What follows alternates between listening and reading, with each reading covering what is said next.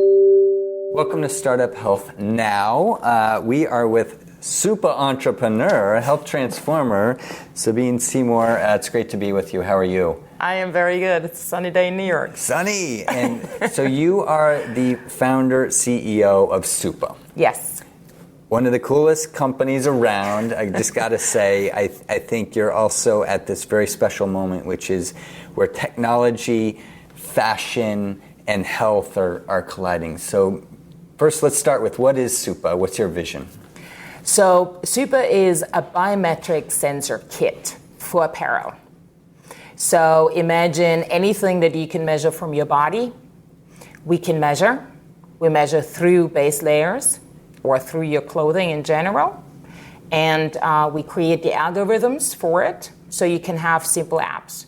So any fashion company, health company, drink company, whatever it is, who has to create an application around hydration or an application around beauty or an application around a chronic condition or an application around rehabilitation, we actually have the kit that includes the data and the actual sensors, and they can integrate it through a garment manufacturer in the actual garment itself, and the consumer has the app. You're essentially turning every piece of clothing into an Internet of Things component. Each piece of apparel is connected. Yes. We make every garment be an IoT device, exactly. With a serial number, so it's addressable like a computer. And at the same time, I'm always referring to the sensors as a digital YKK. Right. So, and as a brand, we're like Gore-Tex, right? So it's an integrated brand. Right. So SUPA, if something is SUPA powered and you buy it from Nike, Adidas, whatever, they know, the customer knows, oh yeah, it has that added functionality, and so it does something else. Tell us about you. You're an author, you're a professor, you're an entrepreneur, you're an athlete. I think my first wearable per se was a helmet as a game controller. So I put an infrared LED on top of my helmet and I walked around the space, and then I was able to control screens in front of me. So I always was very interested in putting technology away from a desk. So again, I'm an athlete, yes, I can't sit still. So I was like, okay, this is not for me, but I love programming. I used to do, C++ and Java programming and whatever. But so I didn't want to do that, but I still wanted to do it on something. And so basically became obsessed with wearable technology. And my mother is a fashion designer. Grandfather was a tailor, so it was obvious to just put it on clothing. Of course. Gotta look good. Obviously.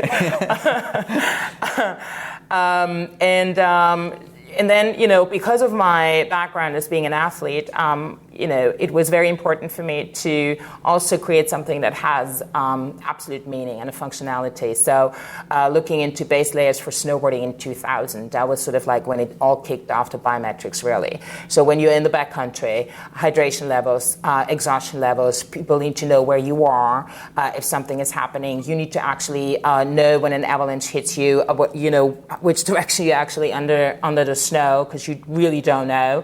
Only if you pee it yourself. I'm not kidding you. So those were the things where I was like, listen, this would be amazing. So it's body area networks, creating that, and then transferring all that information to the helicopters, to the base stations down at the mountain. And then again, 2000, not possible. So that was the vision back then. The world has changed since then. Yeah, and now we can do it. Right. So it's basically, it only took 17 years. There we go. Well, can we see some of the, Sure. I know you brought a couple of things here. I brought a few. So this is basically, of course I'm starting with very good-looking sports bras. Yeah. But what is very important is really thinking about the actual sensor being part of the garment. Mm-hmm. And it's designed right into it. You wouldn't even notice. You wouldn't even know it. No, absolutely. And then, what this basically, we call this the SUPA reactor. And it is an accessory. It, to me, we need to make like sure. It's like a SUPA Power. Exactly. We have different straps. We're actually designing now rash guards for on the water. And then it really is about different types of modules, those digital trims. It can be integrated in with Adidas, Nike, a drinks company. I think that's a very interesting model. Why did you go down that path? Scalability, one. The other is also if we work with everybody, meaning we can get data from and create the largest sampling size of digital health data, basically. And that is extremely important to me, that we actually use the data that we get from biometrics. Either it is a gaming application, it is a sport application, it is a health application, it is a security application. We still get biometric data from people. And through that, we can aggregate the data. We can create different patterns and understand patterns. So I want to know in like 10, 20, 30 years why my friends' kids are having cancer. Or why, my brother, is developing a certain condition. Each piece is its own device, its own number. I can basically identify how often you're wearing this particular garment. I can identify, what is the data that is coming out of that particular garment. I can identify. So you know how often I'm changing my underwear? Yes. Okay. Yes, I do. If you make a garment an addressable device, you can actually address that person that is wearing that device, quote unquote, at that particular time. Where do you imagine this opportunity goes? Not just with SUPA, but in general for how consumers are really using clothes in the future for their health and well-being. I think it's going to be extremely seamless. And if we look into textiles becoming sensors, basically, you just need to really add a very good technical infrastructure in terms of AI and in terms of like what you do with the data and how you actually contextualize it and personalize it. So those are the most important things. Advice to other entrepreneurs, other health transformers, other people just getting started. What do they need to know? Get a lot of sleep. I think what you need to know is you need to have at least like a huge passion on the side, or like something that you're really passionate about. So that's your business, and then that's also your personal life. And the other is definitely in terms of if you need to fundraise or so. I think it is there's still. I would have never said that, and I don't know, you can edit this out. As a woman, it freaking sucks. We'll talk about that. What have you experienced? What have the challenges been? It's definitely access to capital, and that is I never experienced that before with any of the companies I had, because I never had to go out and raise within a certain community. So it's mainly because of the fundraising part of the business. Yes. It is a boys' club. What you read in the newspapers, I'm so sorry, I'm not a feminist, but it is very true. So how do we change that? What needs to happen? I think I mean that's a huge endeavor. I think one is awareness. Because people were not aware or were looking away.